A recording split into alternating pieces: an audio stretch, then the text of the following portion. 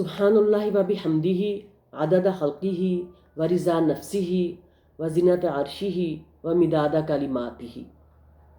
پاک ہے اللہ اور اسی کی تعریف، اس کی مخلوق کی تعداد کے برابر، اس کی ذات کی رضا کے برابر، اس کے عرش کے وزن کے برابر اور اس کے کلمات کی سیاہی کے برابر۔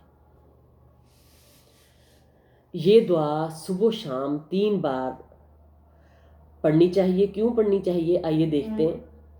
ام المؤمنین سیدہ جویریہ رضی اللہ عنہا سے روایت ہے کہ نبی صلی اللہ علیہ وسلم فجر کی نماز کے بعد صبح سویرے ان کے پاس سے نکلے۔ وہ اپنی نماز کی جگہ پر تھیں۔ چاشت کے وقت جب آپ صلی اللہ علیہ وسلم لوٹے تو دیکھا کہ وہ وہیں بیٹھی ہیں۔ آپ نے فرمایا تم اسی حال میں رہیں جب سے میں نے تم کو چھوڑا؟